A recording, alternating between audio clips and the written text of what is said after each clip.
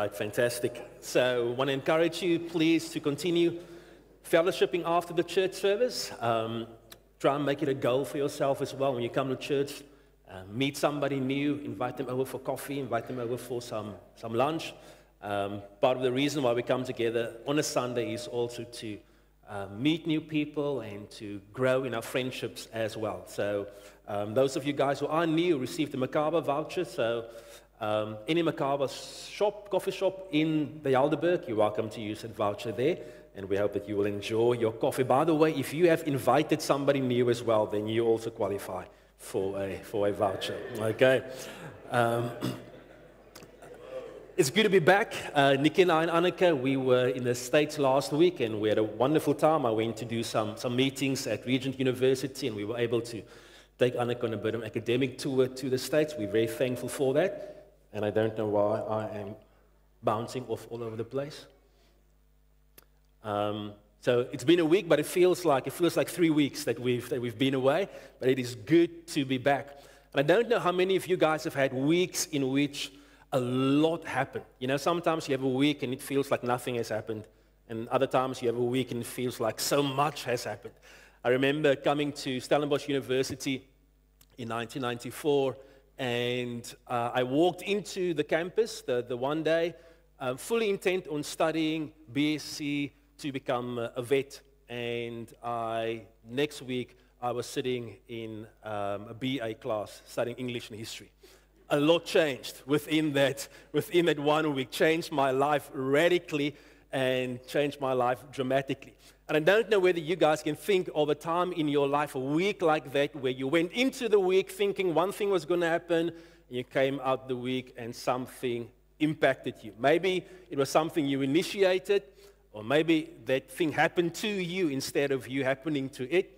But all of us can probably recall times in our lives where our lives shifted and changed. And in the history of the church and in the history of the world, there is one particular week like that.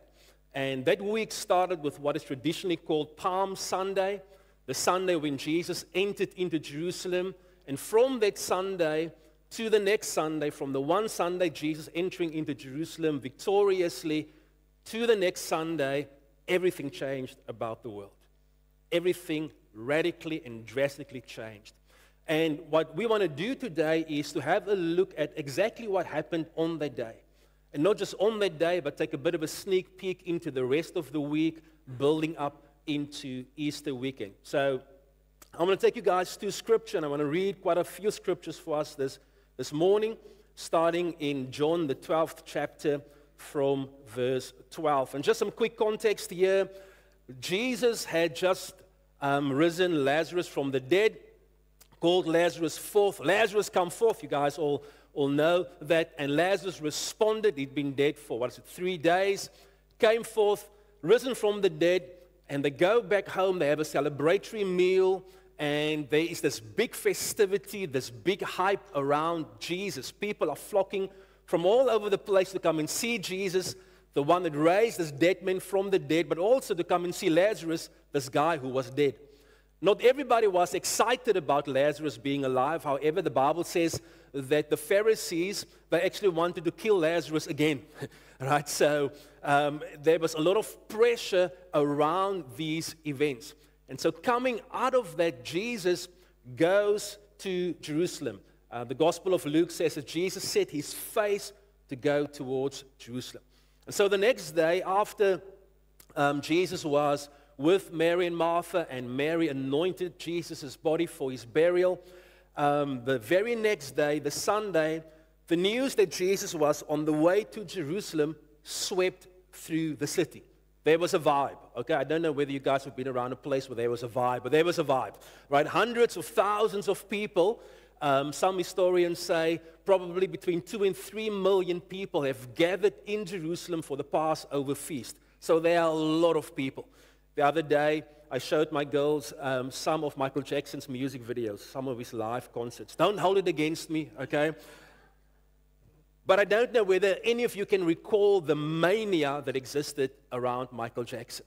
Just how crazy people went. Hundreds, thousands of people just went crazy. Girls fainted. It was crazy, okay?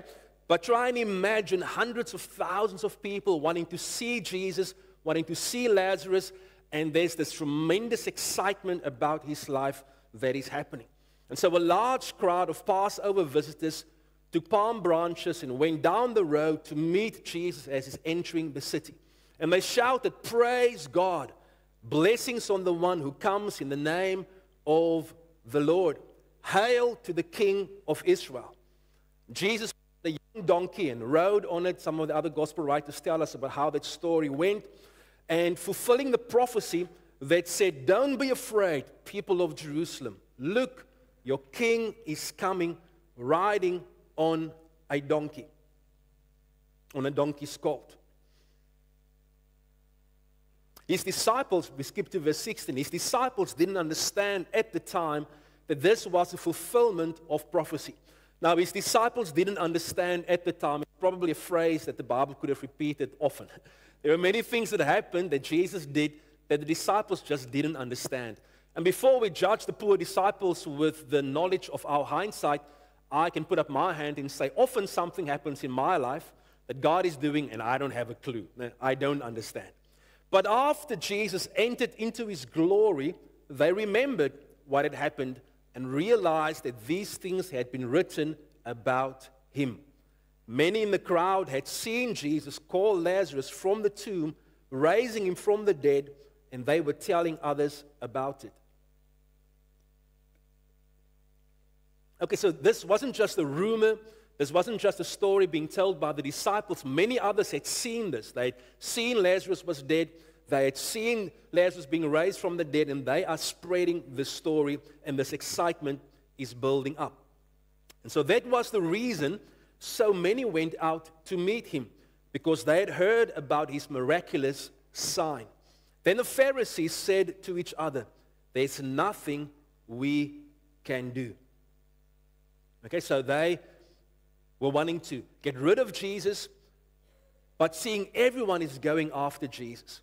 And so the Pharisees wanting to stop him. They've had enough of him, but they are afraid of the crowd. They are afraid of this momentum that's building up around Jesus. And so they are waiting and looking for an opportunity to find an opening to get rid of him. But because of their fear for the crowd, they do nothing.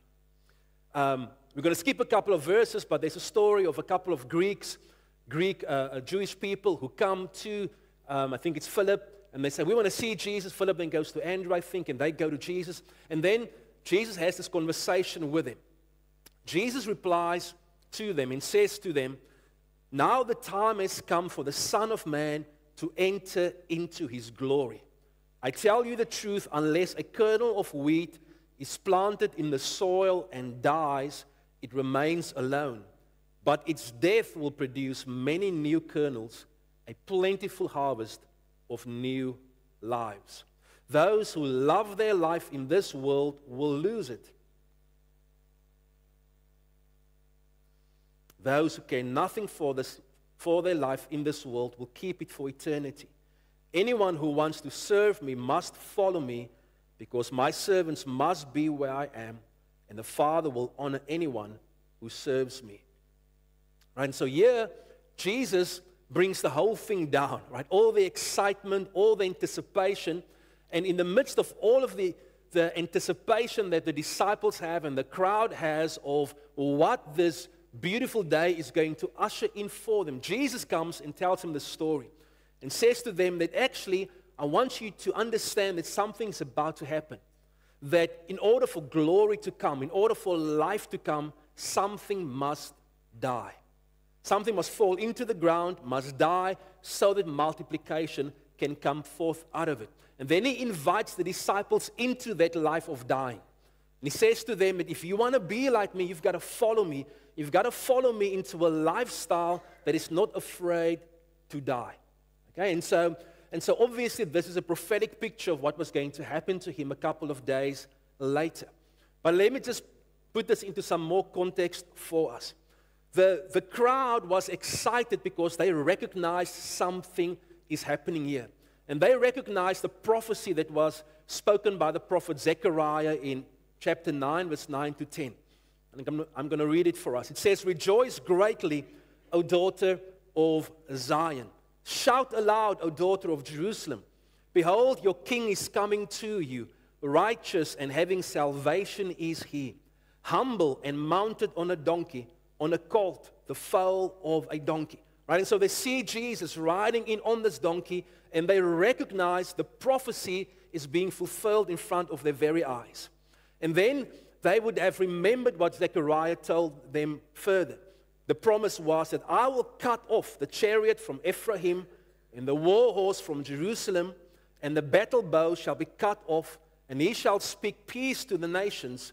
His rule shall be from sea to sea and from the river to the ends of the earth. And so their expectation is, here's the Messiah coming, riding on this donkey, and he's going to break off the power and the might of the oppressor, the chariot, the sword, the spear that has come against him. And so their expectation of Jesus is, as he's entering into the city, it is the dawning of peace for Israel. It is the dawning of peace for Jerusalem. It is the dawning of God coming to judge their enemies. Now Jesus comes, and we sang the song about the one that's coming on the white horse.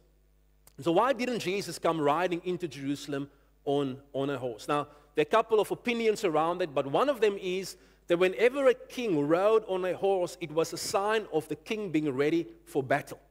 Right? A war horse was used exactly for that, to ride into battle. And the Bible says that one day Jesus will come back, and he will come back with fire in his eyes on a white horse. Right? Coming back as the victorious king. But here Jesus comes riding on a donkey. And whenever a king rode on a donkey, it was a symbol of peace, coming to a nation to say to that nation, I'm coming to bring peace, and I want you to submit to my peace. But within the Jewish context, their expectation also of a donkey was a little bit different than ours. Ons het nie baie hoë dink van 'n donkie nie, in ons context. But within the Judean culture, they had a great reverence and respect for donkeys. We see that there are quite a few scriptures in the Old Testament, Judges 10 verse 4, Judges 12 verse 14, 1 Kings 1 verse 33 to 35. You can go and read it for yourself at home, where we see some of the judges and their children, their sons, riding on donkeys. There's Jair the Gileadite. He had 30 sons, so he probably had many wives as well. And his sons rode on donkeys. Okay, we had Abdon, the son of Hillel, also a judge. He had 40 sons and 30 grandsons, and probably also a few wives, who rode on 70 donkeys. We see that Solomon, when he was anointed as king, Solomon rode into the city of Jerusalem on a donkey. All right, and so the expectation was that the donkey was an instrument of royalty. So when Jesus gets onto this donkey, it is to say that I'm coming to bring peace, but it is definitely also to say to the Jewish people, I am coming as your king. Make sense to you? They recognized that this is a fulfillment and in line of a long line of kings, the way that they entered the city. So let's look at 1 Kings 1 verse 39 to 40 very quickly.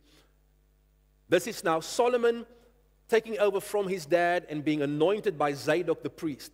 So Zadok the priest took the horn of the shofar from the tent and anointed Solomon, and then they blew the shofar, and all the people said, Long live King Solomon. All right? And all the people went up after him, playing on pipes and rejoicing with great joy, so that the earth was split by their noise. All right? And so they are expecting, as Jesus comes riding into Jerusalem, they have images of the prophecies as well as images of what happened when Solomon, one of the greatest kings who ever lived, rode into Jerusalem. So there's singing, there's playing, there's music, there's excitement, there's noise. They are expecting the restoration of the kingdom. There's another prophecy that was made in Ezekiel 43, verse 1 to 5. And Ezekiel has this prophetic picture of the return of the glory of God. Right? And it says, Then he led me to the gate facing east. And behold, the glory of the God of Israel was coming from the east. And the sound of his coming was like the sound of many waters. And the earth shone with his glory. And the vision I saw was just like the vision I had seen when he came to destroy the city, and just like the vision that I seen by the Chebar Canal. And I fell on my face. As the glory of the Lord entered the temple by the gate facing east, the Spirit lifted me up brought me into the inner court, and behold, the glory of the Lord filled the temple. Right, so here's Jesus coming riding on the donkey, and he could have entered into any gate into Jerusalem, but he chooses to come from the east gate. Because he's coming from the east gate, the people who knew Scripture understood that glory was entering, that God is busy restoring his temple. And so the excitement grew even more. Let me show you that map very quickly. As Jesus came from Bethany, where he was anointed, living at Mary and Martha's house, he goes through Bethpage, over the Mount of Olives, and enters through the east gate. Right? And so coming from the east, entering through that gate was not just a king, but a king coming in glory.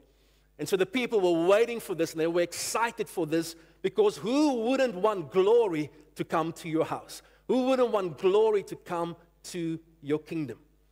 And so the people are excited, the scribes and the Pharisees, they're angry, and the Romans are getting agitated. All right, because here's this king coming, here's this man that's been crowned to be king of the Jews. And what the Romans did was they actually built a fortress called the Antonia Fortress right smack bang next to the temple, right, and next to the eastern gate. And so this fortress housed hundreds of Roman soldiers. And the purpose of those Roman soldiers was to actually make sure that nothing happened within the temple that would cause an upstir. It would be like to have a police station right next to our church. And they would check out everything we would be doing, how loud we would be singing, what we would be singing about, what the pastor is preaching, what's happening in the church. They were right next to the temple because they had to make sure that nothing that happened there would threaten the rule and the reign of Caesar Augustus, the emperor, the king. Right, and so as Jesus is coming in on this donkey, he's coming past the Roman garrison. And he's challenging not just the spiritual rulers, but he's also challenging the political rulers of his day. Significant day, a powerful day. And Jesus, doing that, knew full well that if he challenged Rome, Rome only responded in one way to a challenge, and that was with military might. About 70 years before this event, there was an uprising by Spartacus the slave. And so what the Romans did was to crush that rebellion, they crucified 6,000 men along the road. Can you imagine? 6,000 men slowly but surely crucified to death. That was the way Rome brought peace, through force. And so here comes this king riding on a donkey, and he's facing the might of the religious system, facing the expectations of the people, facing the might of the Roman power, and he has at his disposal thousands upon thousands of angels. He's the one that the winds and the waves obey, and yet he chooses to come in humbly.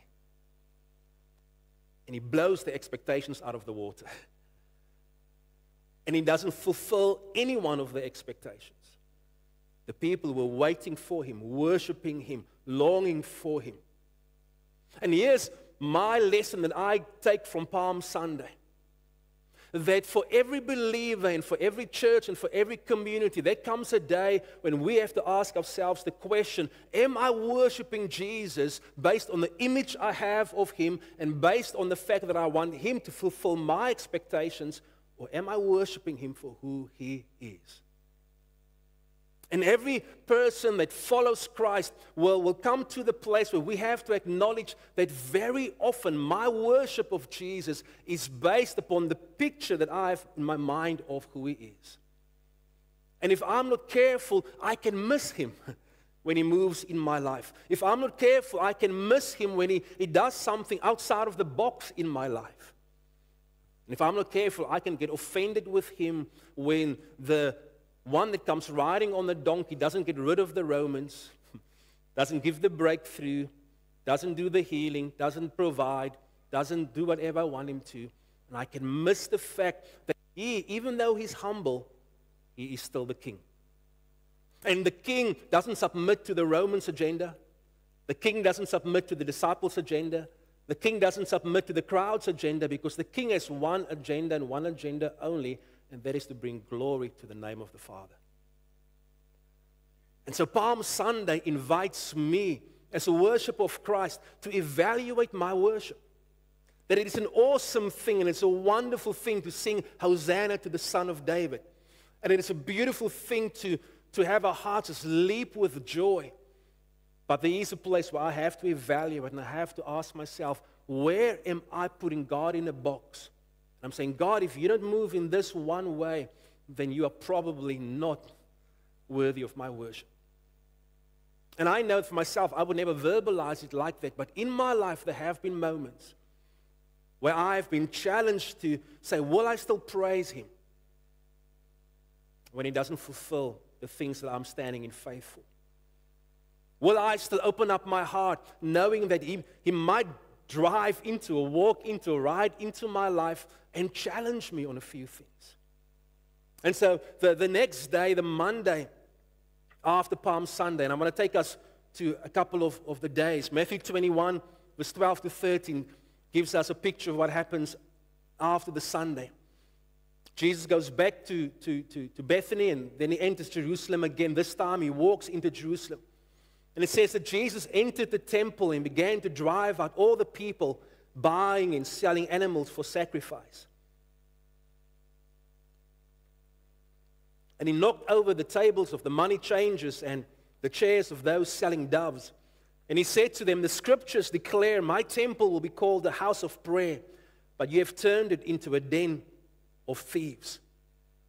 And so this Monday of this week of Passion, I call Deliverance Monday. It is the Monday when Jesus comes riding into the temple and He says, I'm coming into this temple to cleanse it. I'm coming into this temple to bring my glory, but there are some things in this temple that do not please me. There are some things in this temple that don't belong here. There are some things in this temple that are distracting from bringing glory to my name. And what happened within this temple was that the table of intimacy with God that David speaks about in Psalm 23, that you have prepared a table for me in the presence of my enemies. This table got replaced by the table of busyness, the table of doing business for God. And so Jesus comes in and Jesus overturns those tables. He upsets all the merchants, everybody selling and buying stuff, all in the name of God. All in the name of temple worship. All in the name of having a more efficient worship structure and getting people through the lines quicker. Jesus comes in and He says, I'm expecting prayer in my house. What is prayer? Prayer is dependency on God. In its simplest form, if you strip everything away, forget about the words we use and how loud we pray and how long we pray. What is prayer? Prayer is this crazy thing that says, unless God moves something, my life is not going to amount to anything. And so when God comes to His temple, to His church, when Jesus comes to my house, to my heart, He's looking for not my eloquence, but for my dependency. Am I still desperate for Him? Do I still live as if everything depends on Him? And then He comes and He overturns the tables of my heart, of my motives, the transactions of my soul. You know, those things that I transact. In other words, what is going to make for my comfort? What's going to make for my joy? What's going to make for my peace? What's going to make for my security? What's going to make me feel better about my future? In our day and age now, just being in the States as well, there's so much happening. Stir of wars between America and China, it's impacting all of us. There's real possibility of further war between Europe and Russia. There's real war, or possibility of war between America and Iran. It's crazy the things that are happening. It's so much tension in our own country. And then in order for us to cope with all of these things, we get busy. We do things and we exchange. In order for me to feel comfortable about my future, I'll work harder so I can save more. Or I'll emigrate, or I'll give my kids more of this and more of that. And the Lord is like, what happened to the table of intimacy with me? Because here's what we see from, whether it's in the book of Daniel or the book of Revelation, there will always be turmoil. Whether it's the Romans, the Babylonians, or the Russians, or the Americans, or Trump, or Ramaphosa, or whatever, those people will come and go. But the table of the Lord is our portion. And I have to look at my own heart and say, sometimes it's easy for me to just transact. In other words, I buy my peace through my busyness. I buy my peace through my accomplishments. I buy my peace through my kids doing well. I buy my peace. And the Lord is saying, feast on me. Let me be your peace. So I want to invite you, church, into a Monday where you would maybe just say to God, God, if you need to deliver me from something, would you do that? Would you come and overturn the tables of my heart? Will you come and expose sin in me? Is there greed? Is there lust? Is there envy? Is there jealousy? Is there unforgiveness? Is there bitterness? Will you come and just overturn that? Because I don't want any of that to stand between me and you. The Tuesday of that week is what I call Truth Tuesday.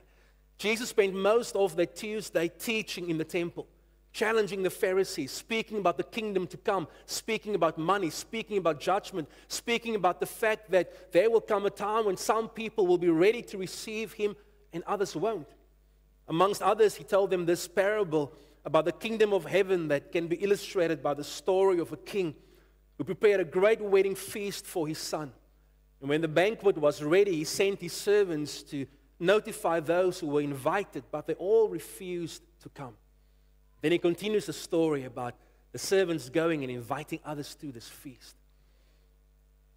Jesus had a lot to say about heaven and hell. Jesus had a lot to say about the things that we do on earth that impacts how we spend eternity. Jesus had a lot to say about things that are important to him and to his Father. And the reality is this, that unless I submit myself to the truth of the Word of God, there will always be other truths that will steer my life. And I want to invite us as a church that we will make use of this week and take Tuesday. Take Tuesday and say, God, will you give me a love for your Word? Incidentally, one of our pastors discovered this very interesting fact that on Tuesday, this coming Tuesday, there are 265 days of the year left. And there are exactly 265 chapters of the Bible. And so why don't we say, starting this Tuesday, God, I'm going to read a chapter of your word per day. I'm going to submit myself to your word again. I'm going to meditate on a verse of Scripture, maybe memorize one verse just for 1 week. And I'm going to apply that verse in my life. Because here's the truth. I cannot get to know God outside of the Word of God. I cannot follow God outside of the Word of God. There's so many studies being done on what makes for effective discipleship. And what has become clear is that people read the Word of God less and less. Church of the Lord Jesus Christ, may we during this week of Holy Passion be a people again that will say, Lord, your word will have the highest authority in our lives. We will submit to your word. We will love your word. We will memorize your word. We will obey your word. And then Wednesday, I'm going to finish in the next 2.5 minutes. It's what I call Rest Wednesday. John 12 verse 4 says, Judas Iscariot, the disciple who would soon betray Jesus, said, this is now when Mary is washing Jesus' feet, that perfume was worth a year's wages. It should have been sold and the money given to the poor. Not that he cared for the poor. By the way, John just loved telling on all the disciples. Okay, he told them Peter and he's just exposing everybody. Not that he cared for the poor. He was a thief. And since he was in charge of the disciples' money, he often stole for himself. The Bible doesn't tell us what Jesus and the rest of the disciples did on Wednesday. Most biblical scholars believe it was a day of rest for them. But during that day of rest, the devil found entrance into Judas' heart. Because Judas was busy, trying to figure things out. And Judas had this thing in his heart. He had a love for money. And what does love for money signify? Love for money simply signifies that I cannot trust God with my life. I trust money more than God. So in this holy week of passion, I want to invite us as a church, take Wednesday and pray a simple prayer. Lord, will you help me to evaluate my relationship towards money? Judas' greed, his dependency upon money, allowed him to be isolated, and the devil found entrance into his life. Let us never underestimate the seriousness of a love for money. Let us never underestimate that God actually calls us into a life of extravagant generosity. And let us be a people who say to the Lord, I want to serve you and not mammon. And what does it look like practically? It simply means trust God for a lifestyle of extravagant generosity. Do something outside of your comfort zone. Bless someone. Give more than what you've given before. If you've given 10 rand, then give 20 rand. But just grow into a lifestyle of saying, Lord, I trust you more than my bank balance. And then the last one is what I call washing of feet Thursday.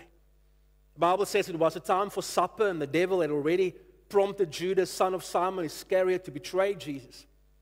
And Jesus knew that the Father had given him authority over everything, and that he had come from God and would return to God. And so he got up from the table, took off his robe, wrapped a towel around his waist, and washed the feet of the disciples. Sorry, I could cut off there. And washed his disciples' feet.